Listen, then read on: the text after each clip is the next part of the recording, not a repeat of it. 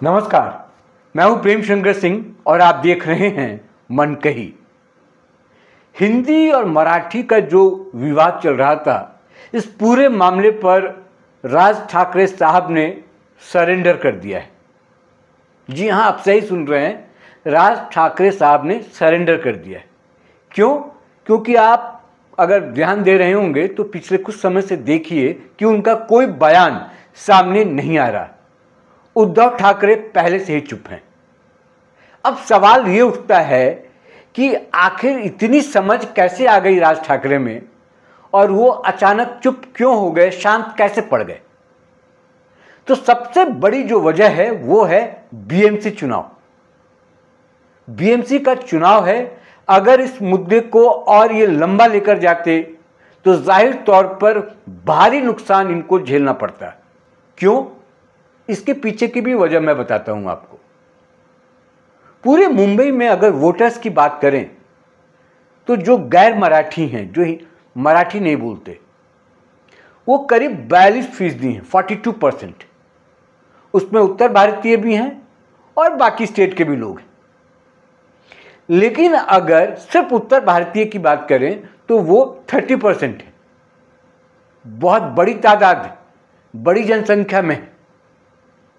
तो ये शायद राज ठाकरे को किसी ने समझाया है कि भैया अगर पंगा लोगे इनसे तो 2-4 सीटें जो भी आनी होंगी वो भी नहीं आएंगी। उद्धव ठाकरे थोड़ा मैच्योर है, वो समझ गए, इसलिए वो शुरू में एक बयान दिया था, उसके बाद वो चुप हो गए।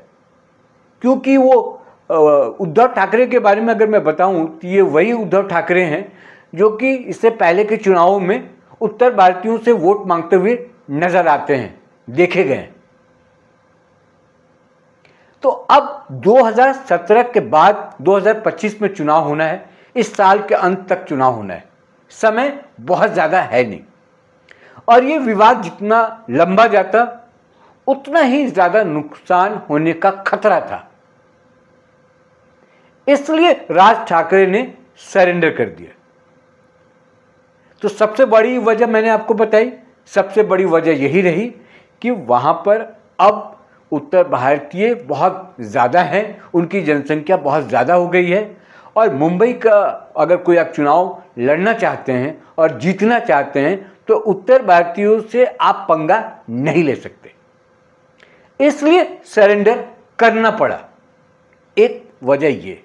दूसरी वजह ये है कि जब ये विवाद शुरू हुआ तब से ही जितने भी उत्तर भारतीय नेता थे, अभिनेता थे, लोग कलाकार जो भोजपुरी गीत वगैरह गाते हैं, पवन सिंह हो या कोई और भी हो, सबने जोरदार तरीके से विरोध किया। ऐसे ऐसे बयान आए सामने, पटक पटक के मारूंगा, डुबो डुबो के मारूंगा, खूब हल्ला हंगामा हुआ।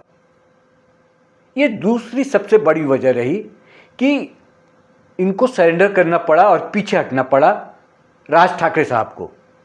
तीसरी सबसे बड़ी वजह रही कि जो स्थानीय लोग हैं, जो मराठी मानुस जिसको कहते हैं, उनका भी इस बार बहुत ज्यादा समर्थन राज ठाकरे साहब को नहीं मिला। तो उनको सोचना पड़ा कि फिर इस मुहिम को, जो वो मुहिम बताते हैं, लंबा ले जाना उनके लिए मुश्किल हो रहा था, इसलिए छोड़ दिया। 3 वजह मैंने आपको बताई। चौथी एक और वजह है कि जिस तरीके से उत्तर भारतीय जो नेता हैं उनको भी पता है कि इस बार बीएमसी का चुनाव होना है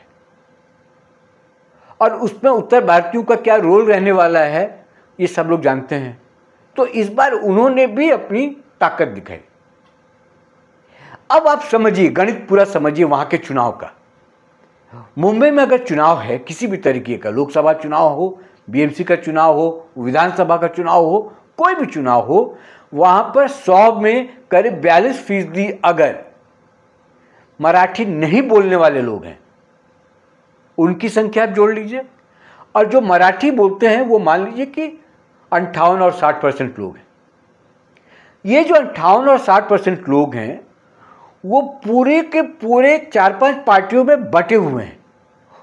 मराठियों का वोट शिवसेना को भी जाता है, एमएनएस को भी जाता है, बीजेपी को भी जाता है, एनसीपी को भी और कांग्रेस को भी।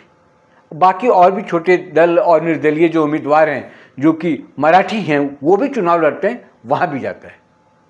तो ये यहाँ पर तो वोटरों का बंटवारा हो जाता है।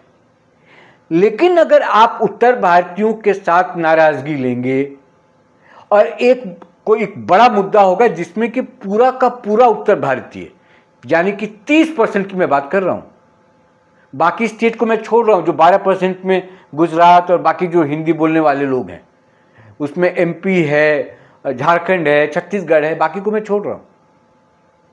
मैं बिहार यूपी की बात कर रहा हूँ सिर्फ। तो वो अगर एक साथ नाराज होकर कहीं वोट उनका शिफ्ट हो जाएगा तो जाहिर तौर पर ये चुनाव हार जाएंगे। 2005 में इन्होंने शिवसेना छोड़ी थी, राज ठाकरे साहब ने, अगर आपको याद होगा। उसके बाद इन्होंने अपनी पार्टी बनाई एमएनएस।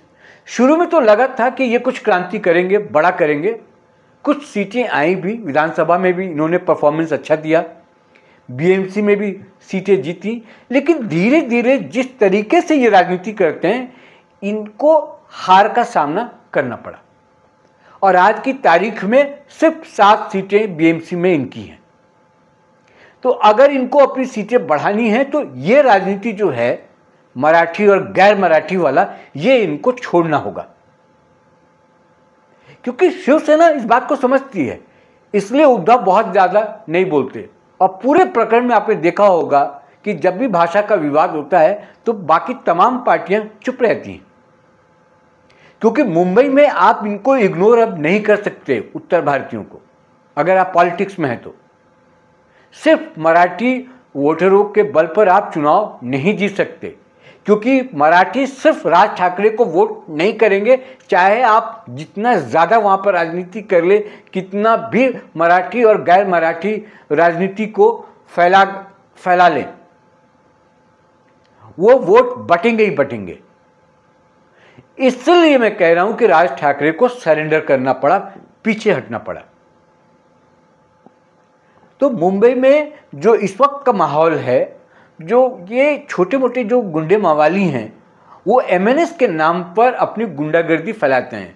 मैं तो यहाँ तक कहूँगा कि हो सकता है वो एमएनएस कार्यकर्ता नहीं भी हों, लेकिन वो कोई गैर वाजिब काम करते हैं तो कहते हैं ना, क्यों एमएनएस का नाम ले लो, राज ठाकरे का नाम ले लो, एमएनएस कार्यकर्ता बता दो, तो आपको गुंडागर्दी करने का लाइसेंस मिल जाता है। लोग आपसे डरने लगते हैं कि अच्छा एमएनएस का कार्यकर्ता है, वो ऐसा कह रहा है, अगर मैं उसका विरोध करूंगा तो वो हाथापाई करेगा, चाटा मारेगा, पिटाई कर देगा, तो लोग डरते हैं। वो उसका फायदा कुछ अनसोशल एलिमेंट जो हैं, गैर सामाजिक जो तत्व हैं, वो उठाते हैं। लेकिन इससे ये क्लीन चिट नहीं मिलता एमएनएस को कि उन्होंने मारपीट नहीं की या वो मारपीट नहीं करते ज़्यादातर वही हैं। उन्होंने ही माहौल बनाया जिसका फ़ायदा अगर कोई उठाना चाहता हो एक दो उनके नाम पर, तो उनके नाम पर हिंसा कर लेता है, वो वायलेंस कर लेता है, किसी की पिटाई कर सकता है और कह देगा कि एमएनएस। तो राज ठाकरे को ये बात समझना होगा कि किस तरीके से उनकी बदनामी हो रही है, और जब उनके लोग नहीं भी हैं तो भी उनका नाम लिया जाता है। जो विवाद ये शुरू हुआ थर्ड लैंग्वेज को लेकर, जो हिंदी कंपलसरी करने की बात हुई थी, जो नए एजुकेशन पॉलिसी को लेकर, तब ये दोनों भाई साथ मिले थे इसका विरोध करने के लिए। 20 साल के बाद उद्धव और राज ठाकरे एक मंच पर दिखाई दिए थे। अब ऐसा माना जा रहा है, क्योंकि अभी तक ये तय नहीं है कि बीएमसी का चुनाव दोनों साथ मिलकर लड़ेंगे, ऐसा माना जा रहा है कि लड़ सकते हैं, तो दोनों साथ देखे गए 20 साल के बाद। तो महाराष्ट्र की राजनीति में भूचाल आना था, लेकिन कुछ कमाल दिखा नहीं पाए और ना दिखा पाएंगे। अब थोड़ी सी बात मैं कर लेता हूं उद्धव ठाकरे की। उद्धव ठाकरे कैसे न्यूट्रल रहते हैं और क्यों रहते हैं। 2017 का अगर आप परिणाम देखेंगे बीएमसी में, तो 227 में से 84 सीटें शिवसेना के पक्ष में गई थी और 82 सीटें बीजेपी के हक में। तो अगर मुंबई में जरा भी असावधानी बरती शिवसेना ने, तो फिर खामियाजा भुगतना पड़ेगा उद्धव ठाकरे को। और बीजेपी नंबर 1 पार्टी बन जाएगी बीएमसी में, क्योंकि अभी तक शिवसेना का कब्जा रहा है, शिवसेना का वर्चस्व रहा है बीएमसी के चुनाव में। जिसको कहते हैं ना कि पूरा एक मुश्त जितने वोटर और एक मुश्त जो सीट, एक तरफा सपोर्ट जो मिलने वाली बात है वो शिवसेना को मिलती रही। तो अगर वो ज़रा भी राजनीति इधर से उधर किए और उत्तर भारतीय अगर नाराज़ हो गए तो शिवसेना खत्म हो जाएगी, क्योंकि उत्तर भारतीयों को या फिर मराठी जो लोग नहीं बोलते हैं उनको अगर आप नज़रअंदाज करेंगे तो कम से कम मुंबई का चुनाव तो आप नहीं जीत पाएंगे। ये वोटर जो हैं 42% जिसको चाहे जिता सकते हैं, जिसको चाहे हरा सकते हैं। दूसरा, मुस्लिम वोटर जो है मुंबई में वो भी नाराज़ है राज ठाकरे से। एक तो हिंदुत्व की राजनीति, हालांकि उद्धव ठाकरे तो अपने आप को बहुत चेंज कर लिए जब से वो इंडी गठबंधन में चले गए। उन्होंने तो पूरे विचारधारा की रेड मार दी। जो बाला साहब जिस राजनीति को लेकर आए उसकी रेड मार दी उद्धव ठाकरे ने। वो हिंदुत्व की बात खत्म हो गई। तो हो सकता है वहाँ ये कुछ करें, लेकिन राज ठाकरे को तो मुसलमान वोट नहीं करेंगे, जबकि मुंबई में मुस्लिम वोटरों की संख्या ठीक ठाक है, अच्छा खासा है। तो ये कुल मिलाकर जो मुंबई में जो समीकरण बन रहे हैं उसको देखते हुए राज ठाकरे पीछे हट गए हैं और हिंदी मराठी वाला जो विवाद है उससे तौबा करते हुए नजर आ रहे हैं। और मुझे उम्मीद है कि आने वाले समय में और चुप होंगे और धीरे धीरे ये मामला शांत पड़ जाएगा। अगर इस बार ज़्यादा ये हिंदी और मराठी करेंगे तो जो भी 7 सीटें पिछली बार आई थी इनको, क्योंकि 2017 के बाद तो चुनाव हुए नहीं, लास्ट जो चुनाव है उसमें 7 सीटें आई थी, वो भी सीट इस बार राज ठाकरे को नहीं मिलने वाला अगर इस राजनीति से वो ऊपर नहीं उठते हैं। तो मेरा सजेशन भी यही होगा कि बाकी सब ठीक है, लेकिन दूसरी तरफ मैं उस बात पर कायम हूं कि मराठी का विरोध नहीं है। कोई यूपी और बिहार के लोग मराठी का विरोध नहीं करेंगे, और जो करते हैं उनसे अपील है कि वो ना करें। अगर आप महाराष्ट्र में रहते हैं, मुंबई में रहते हैं, तो उनकी संस्कृति और अस्मिता का ख्याल रखें, वो उनका लैंग्वेज। लेकिन राज ठाकरे को भी एक हिदायत है कि अगर आप इस तरह की राजनीति करेंगे, ओछी राजनीति करेंगे, तो आपका नुकसान भी तय है। इस वीडियो में इतना ही, फिर आपसे मुलाकात होगी किसी और मुद्दे के साथ।